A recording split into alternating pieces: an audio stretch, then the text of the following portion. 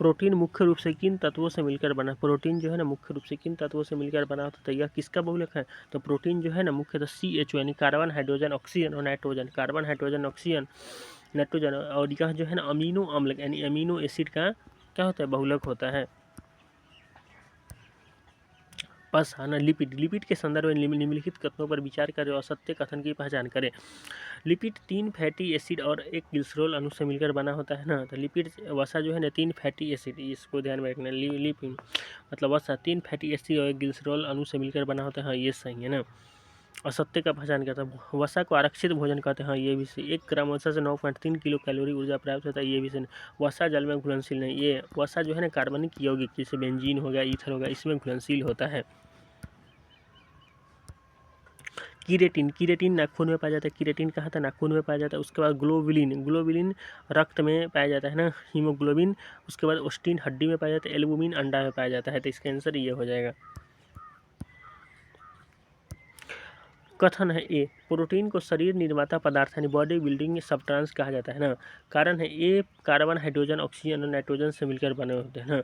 मतलब प्रोटीन को शरीर निर्माता पदार्थ कहा जाता है क्योंकि ये कार्बन हाइड्रोजन ऑक्सीजन नाइट्रोजन से मिलकर बने होते हैं, पर इसका कारण स्पष्ट कारण व्याख्या नहीं करते। तो इसका आंसर ये हो जाएगा। कृत्रिम मधुरक को आर्टिफिशियल स्वीटनर के संबंध में कौन सा मिलान गलत है? ना सैक्रिन चीनी से 200 गुना मीठा है ना। चीनी सैक्रिन जो है ना चीनी से 500 गुना मीठा है, तो ये गलत है। एलिटियम, एलिटियम जो है ना गन्ने से 2000 गुना अधिक मीठा है। एलिटियम गन्ने से 2000 गुना अधिक मीठा है, ये सही है। उसके बाद एस्पार्टम खाद्य पदार्थों और पेय पदार्थों में प्रयुक्त होता है एस्पार्टम ना। सुक्रालोज प्रथम संशोधित संकरा कौन है? तो सुक्रालोज। विटामिन B1 का रासायनिक नाम थायमिन होता है। विटामिन B1 का थायमिन, विटामिन D का कैल्सिफेरॉल, विटामिन E का टोकोफेरॉल, विटामिन B3 का नाम क्या हो गया? तो नियासिन होता है। विटामिन के संबंध में निम्नलिखित में से कौन सा कथन असत्य है? तो विटामिन ऊर्जा प्रदान नहीं करता है, तो ये सही है। विटामिन B12 में कोबाल्ट धातु पाया जाता है, ये भी सही है। विटामिन C में 20 दूध में, तो ये गलत है। विटामिन वसा में घुलनशील विटामिन A, D, E के, ये सही है।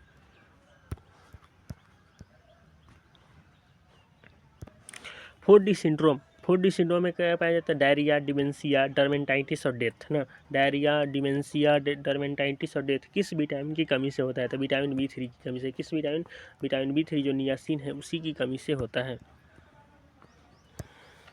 प्रोटीन की कमी से होने वाले रोगों का सही युग्म है ना। प्रोटीन से कमी से ना, तो पहला क्वासिकोर और मरासमस ना। क्वासिकोर और मरासमस होता है ना कि एनीमिया विटामिन B6, B9 और B12 से होता है। विटामिन बी कॉम्प्लेक्स और उनके लक्षणों के संदर्भ में कौन सा युग्म गलत इसमें लेते? विटामिन B3 4D सिंड्रोम ना। विटामिन B3 जो है ना से 4D सिंड्रोम होता है ना। 4D सिंड्रोम में डायरिया, डिमेंशिया, डर्मेटाइटिस होता है। विटामिन B5 से बर्निंग फूट सिंड्रोम होता है। विटामिन B2 कोबाल्ट धातु और पांडु रोग होता है। विटामिन B2 से एनीमिया नहीं होता है। तो ये कथन जो हो गया 4th नंबर सो गलत हो गया। एक रोगी के होठों के किनारे फटे हुए और उसे किलोसिस बताया गया। डॉक्टर उसे किस विशिष्ट कैप्सूल को लेने की सलाह दे सकता है और उसमें मुख्य रूप से कौन सा विटामिन पाया जाता है? तो बिक्कोसूल पाया जाता है ना। बिक्कोसूल कैप्सूल जिसे राइबोफ्लेविन, विटामिन B2। किस विटामिन को सनशाइन प्रोटीन और हार्मोन विटामिन कहा जाता है? तो विटामिन D को सनशाइन प्रोटीन हार्मोन कहा जाता है। लिपिड वसा के शरीर में कार्यों के संदर्भ में कौन सा विकल्प सही है? तो शरीर के भीतरी अंगों की सुरक्षा करना, ये सही है। तापमान अवरोधक इंसुलेटर की काम करना, ये सही है। खाद्य पदार्थों को स्वादिष्ट बनाना, ये सही है। तो इसका सब कथन सही है।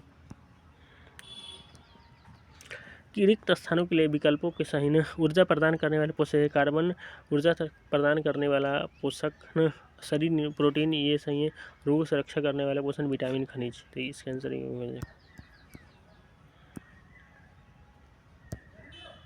विषम पोषी यानी हेटेरोट्रोपिक पोषण के स्थान में शाकाहारी प्राथमिक उपभोक्ता, ये सही है।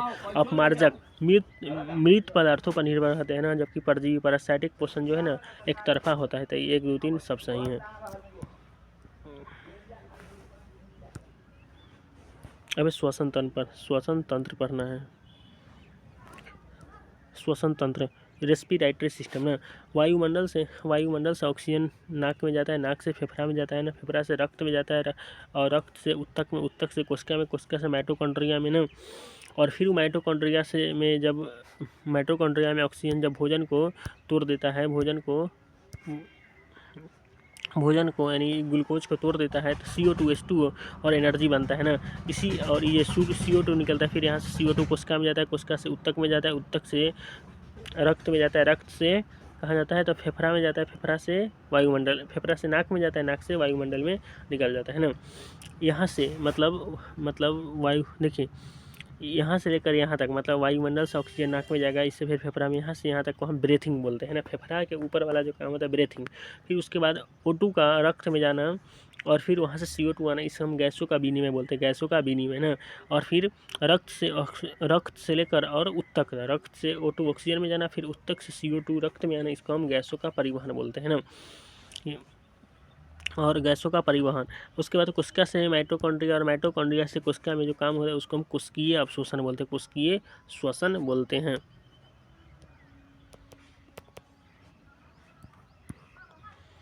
श्वसन दो प्रकार के होते हैं, श्वसन जो है ना दो प्रकार के होते हैं, एक बाह्य श्वसन होता है, एक आंतरिक श्वसन होता है। बाह्य श्वसन में ब्रीथिंग आता है ना, बाह्य श्वसन में क्या आता है, ब्रीथिंग आता है, गैसों का विनिमय आता है और गैसों का परिवहन, जबकि आंतरिक श्वसन में सिर्फ कोशिकीय श्वसन होता है।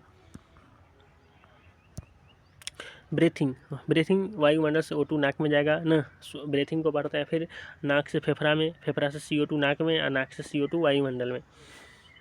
ये क्या एपिग्लोटिस हो गया, इससे ग्रसनी से है ये फूड पाइप, ये वांड पाइप, इसे ट्रेकिया कहते हैं। मतलब सबसे पहले हवा आएगा कहाँ, नाक से आएगा, नाक से कहाँ आएगा, फेरिंग्स से आएगा यहाँ ट्रेकिया, श्वास नली में, श्वास नली के बाद आएगा ये ब्रोंकी में, उसके बाद ब्रैंकियोल में, उसके बाद एलिवोली में आ जाएगा। इसका क्रम देखते हैं, पहले आएगा ग्रसनी में, उसके बाद एपिग्लोटिस में, फिर कंठ स्वरतंत्र ना, लैरिंग्स में, उसके बाद ट्रेकिया में ना। और जैसे ग्रसनी नाक, गला और मुंह का कॉमन चेंबर होता है ग्रसनी, उसके बाद एपिग्लोटिस ढक्कन नुमा संरचना एपिग्लोटिस होता है, यह भोजन को श्वास नली में जाने से रोकता है ना। कंठ जो है ना, कंठ स्वरतंत्र, आवाज़ कंठ में कंपन होती है, आवाज़ जो है ना कंठ में कंपन होती है ना इसमें ना। ट्रेकिया श्वास नली, ट्रेकिया में सी आकार की उपस्थिति वलय की मिलती है ना, ट्रेकिया में सी आकार की उपस्थिति वलय मिलती है जो हवा की अनुपस्थिति में श्वास नली को चिपकने से रोकता है। उसके बाद आएगा ब्रोंकी में, उसके बाद ब्रोंकियोले में, उसके बाद एल्वुमी में। एल्वुमी में श्वसन तंत्र की संरचनात्मक क्रियात्मक इकाई कौन है, तो एल्वुविलाई है। ब्रीथिंग में होता है श्वास लेना और श्वास छोड़ना ना। श्वास लेना को इनहेल अंतःश्वसन बोलते हैं, फेफड़ों में हवा भरने से आकार फूलेगा जिससे डायफ्राम नीचे की ओर घट जाएगा। जैसे हम हवा भरे तो डायफ्राम नीचे की ओर चला, फिर हवा छोड़े तो डायफ्राम ऊपर की ओर चला है ना। श्वास छोड़ते तो नियोश्वासन, फेफड़ों से हवा बाहर निकलने से फेफड़ों का आकार घटेगा जिससे डायफ्राम पुनः ऊपर की ओर अपनी सामान्य स्थिति में आ जाएगा ना।